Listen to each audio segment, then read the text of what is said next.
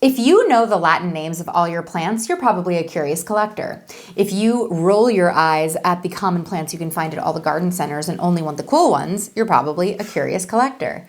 If you live for interesting variegation on a leaf, you're a curious collector. If you go sport hunting for fun on the weekends, you're a curious collector.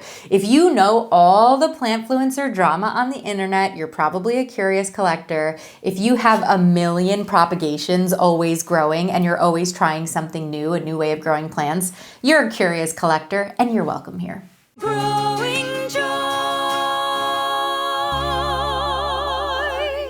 Hello, plant friends. I'm Maria. I'm here to help you care for plants and grow joy. And the biggest joy killer is killing plants. And in my opinion, the reason why we kill plants is that we pick the wrong plant for our personalities, kill it, and then think we're a plant killer. And in actuality, we're just not picking the right plants. So I went ahead and made a plant parent personality quiz for you to take. And this video is everything you need to know about one of the personality archetypes called the curious collector, one of my favorites. Let's go over the strengths, the weaknesses, the recommended plants for the curious collector, and what your superpower is. And I'm going to try and do this all in about 5 minutes. So let's dive in. For the curious collector plant parent, plants are like Pokemon. You've got to catch them all. You always have your eyes peeled for the next plant obsession of the moment. You are on trend. You are on the plant trends. I'm looking at you for the plant trends. You're constantly looking for ways to become a better plant parent. You're experimenting with different growing media, different pots, watering techniques, different families of plants that you like to figure out how to thrive in your care. Your plant collection is also usually the envy of all other plant friends. So golf clap, bravo, well done. Your strengths are that you are the eternal student, and this is why I love curious collectors. You use plants as a way to expand your knowledge and keep learning, whether it's learning about how to grow plants in different ways, whether it's getting books and reading books about plants or taking courses. The planty world is your oyster when it comes to knowledge. You're also fearless. You will try anything once, you will try any plant once, and that really inspires me. When it comes to the weaknesses of the curious collector plant parent, what I see happen a lot is plant parent overwhelm. So you get so excited about collecting all of the interesting varieties of plants, and then all of a sudden you find yourself with too many plants and you don't have the capacity to care for all of them, and some of them start not doing well, and then you get really upset, and it's a whole thing, right? You can get really overwhelmed. I have a whole podcast on my podcast, Growing Joy with Plants, about how to deal with plant parent overwhelm, and a chapter in my book about it if you need support there. You can also struggle with pest control because curious collector plant parents tend to have a lot of plants, and with a lot of plants comes more pest issues, right? So make sure that you have a houseplant first aid kit. I have a whole video on my houseplant first aid kit should you need to curate one for yourself. Also, you might struggle with plant death because, like I said, you take risks. You're gonna try growing something that you've never grown before, and that might mean that some of the plants that you get don't work out. And that could be really tough, especially if you're investing a lot in your plants because they are more rare. So understand or have a strategy for how you're going to deal with what happens when you lose a plant. When it comes to the recommended list of plants for curious collectors, I almost get scared to recommend plants for you guys because I feel like the curious collector already kind of knows what they're interested in, and they're really good at finding plants to tickle their curiosity.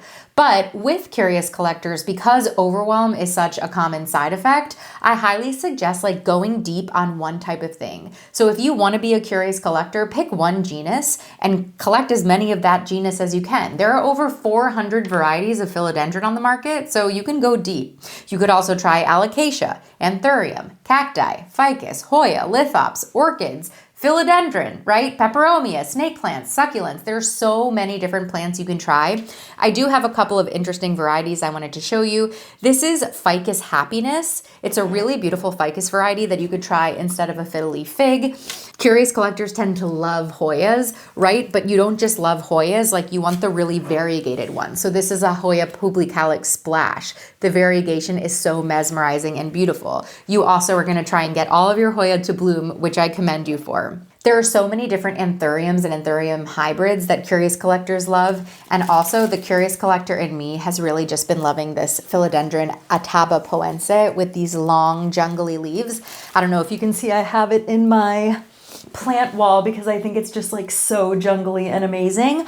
Also in my plant wall, I have this variegated Maranta.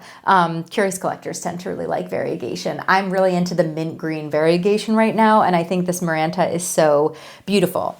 You also might go deep on like a certain niche of houseplants, like carnivorous plants. I'm trying carnivorous plants up there for the first time. I see curious collectors going really deep in carnivorous plants or in lithops or in succulents, right? Do with that as you wish, but I kind of trust you already to know what type of plants you want. Just keep going and pushing your curiosity. Also, if you don't want to collect plants, collect plant care books. I have an entire collection of vintage plant care books that I pour through. They're so affordable. I always just look when I'm at the thrift store, and that's a really fun thing to collect that you don't have to water. If you would like a list of 30 to 40 different species of plants that I do think would tickle the curious collector's curiosity, you should take my Plant Parent Personality test. You can go to plantparentpersonality.com. You'll get a curated list that you can literally go shopping.